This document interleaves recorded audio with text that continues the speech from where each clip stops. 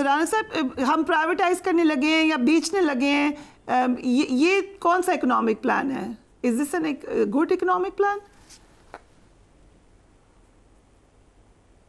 राणा साहब देखिए, बड़ी सिंपल सी बात है, दुनिया की मईशतें जो हैं, हुकूमतें जो हैं, वो कारोबार नहीं करती, वो रेगुलेट करती हैं, वो टैक्स कलेक्ट करती हैं।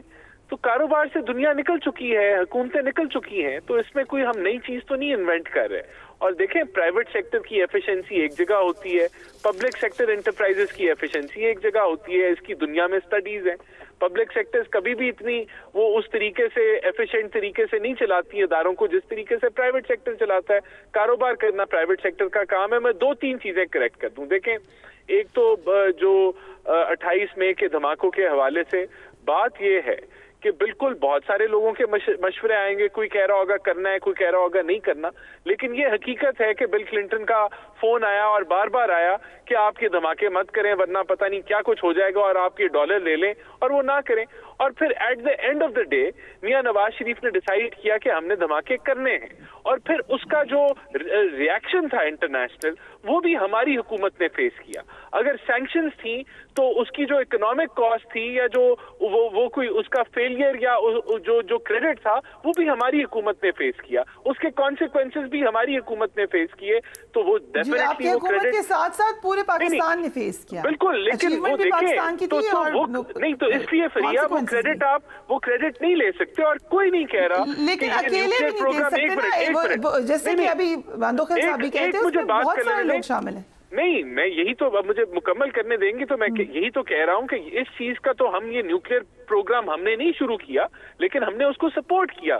शुरू बिल्कुल जुल्फिकार भुट्टो ने किया। सीपेक जो है वो हम ये नहीं कहते कि वो लॉन्च ही हमने किया। के जमाने में उसको फुल सपोर्ट मिली, मोहतरमा बेनज़ीर भुट्टो का जमाना है, और सीपेक की ये बात कर रहे थे, लेकिन एक मिनट देखिए, एक मिनट, जो सीपेक थी उसमें डेफिनेटली जरदारी साहब का भी रोल है, लेकिन वो इम्प्लीमेंट प्रैक्टिकली तौर पे हमारे दौर में हुआ, लेकिन रिवर्स पीटीआई के दौर में हुआ, रिवर्स हो गया।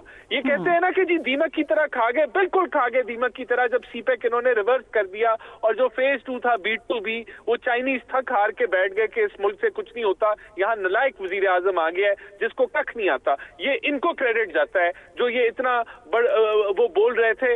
इनको जो इस मुल्क की मईशत तबाही का क्रेडिट इनको जाता है कि 3 सालों में जो इन्होंने तबाही फेर दी, और वो जो टैक्स टू GDP रेशो जो हम 13% पे ले गए थे उसको ये 9% पे ले गए। इसके अलावा भी बहुत सारे क्रेडिट इनको जाते हैं मुल्क में पोलराइजेशन और एक सियासी ऐसा माहौल बनाने का जहां ऑपोजिशन और हुकूमत जो है मिलकर बैठ नहीं सकते, वो क्रेडिट भी इनको जाता है, जिसका मतलब है कि जमहूरियत को साथ साथ महंगाई आसमानों पे है और मामला भी है। So we really need to sit down कि इसके ऊपर बातचीत हो, जिसने भी माहौल बनाया। एंड आई थिंक गवर्नमेंट को आगे बढ़ना पड़ेगा मजीद, क्योंकि गवर्नमेंट ही रिसीविंग एंड पर होती है।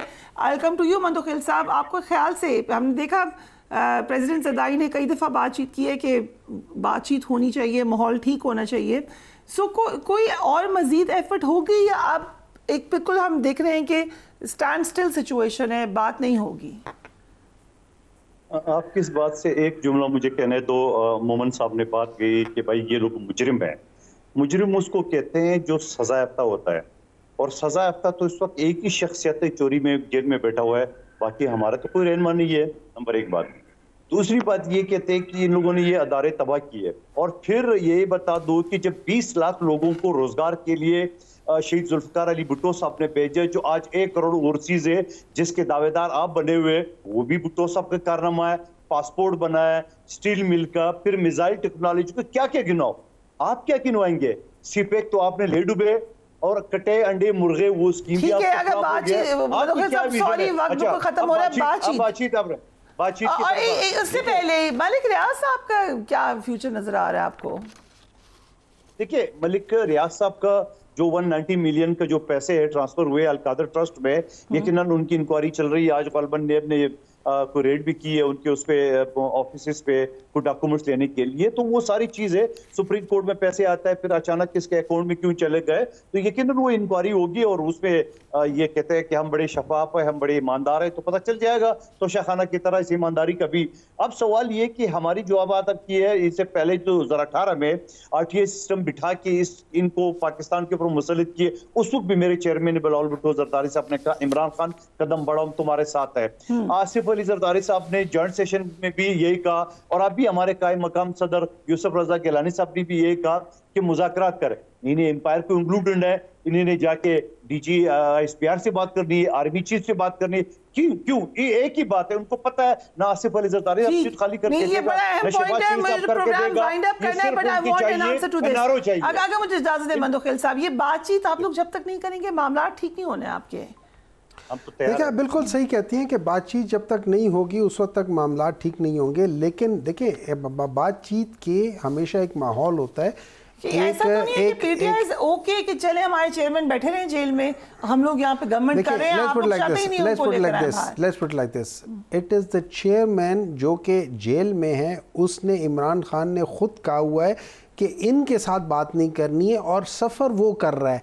तो ये वो शख्स है जो अपने पॉइंट ऑफ व्यू के साथ वो खड़ा हुआ है, डटा हुआ है, और वो ना मुल्क से बाहर भागा है, ना उसने डील की है, ना उसने कुछ और किया, ठीक है, और ना वो हॉस्पिटल में जाके एडमिट हो गया कि पिम्स में जाके पूरा एक फ्लोर लेकर वहाँ पे हो गया या पिम्स के बाहर जो गया। देखिए मलिक रियाज के ऊपर और किसी के ऊपर हो मसले में होंगे, क्योंकि जो 40 मिलियन पाउंड कुछ नहीं है उसके अंदर, कुछ नहीं है। मलिक रियाज अगर मलिक रियाज प्रेशर में आके देखिए he is saying that thing, but that means ये तो ड्यूरेस वाली बात हो गई ना।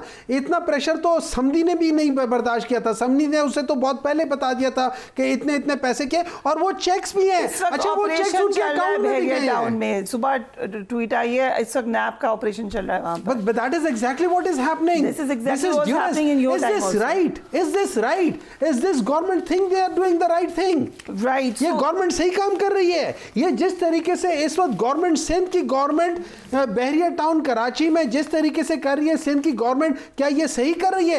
ये अपने मतलब के लिए, अपने मतलब के लिए ये सारा कुछ कर रहे हैं, और फिर ये हमें कहते हैं हमसे बातचीत करो। कादिर साहब कैसे बातचीत करें आप तो मलिक रियाज साहब पे ऑपरेशन करवा रहे हैं। मेरे ख्याल में डॉक्टर मोहम्मद साहब आज बहुत गुस्से में है। वो भाई सबूत के साथ बात करो, दलाल के साथ बात करो। सिंध हुकूमत ने अगर मलिक रियाज के साथ कुछ किए तो लियाओ सामने, हवा में बातें नहीं करो। पहले और खान साहब जिद्दी आदमी है, वो नहीं चाहते ये पिंडी में हो रहा है ऑपरेशन, वो नहीं चाहता। अगर पिंडी में हो रहा है तो पंजाब ने किया, आपने कहा कि वो उधर के पंजाब होता ना, ये आई प्रिज्यूम के कराची में हो गया। ये क्लैरिफाई हो गया है। अलकादर ट्रस्ट में 190 मिलियन कैसे ट्रांसफर हो गए, उसकी इंक्वायरी हो रही है, कैसे हो गए। अलकादर ट्रस्ट एक खैराती अदारा है, कैसे हो गए अरबों रुपए के, 410 अरब रुपए की खबर है, तो इसकी उसी अकाउंट में ना, आपके अकाउंट में कोई किसी फालूदे वाले या वो पापड़ वाले या इसके वो उसके अकाउंट में तो नहीं हुए ना, जिसको जरदारी साहब खुद कहते हैं। आपके जरदारी साहब खुद कहते हैं कि अगर मैं अपने स्वीपर के अकाउंट में ले आऊं, अपने चौकीदार के अकाउंट में ले आऊं, मैं ला सकता हूं, और आप कम से कम उनको ये समझा दे कि इसको मनी लॉन्ड्रिंग कहते हैं। हम इन सारी चीजों से गुजर चुके हैं, अभी आप फेस करो, आप सबूत दो। हम गुजर चुके हैं ये सारे रिक्वायरमेंट, हम बिल्कुल फेस कर रहे हैं, और इंशाल्लाह आप देखोगे ना तो हमें कोई मिस्टर 10% कहेगा, ना हमें कोई मिस्टर 100% कहेगा।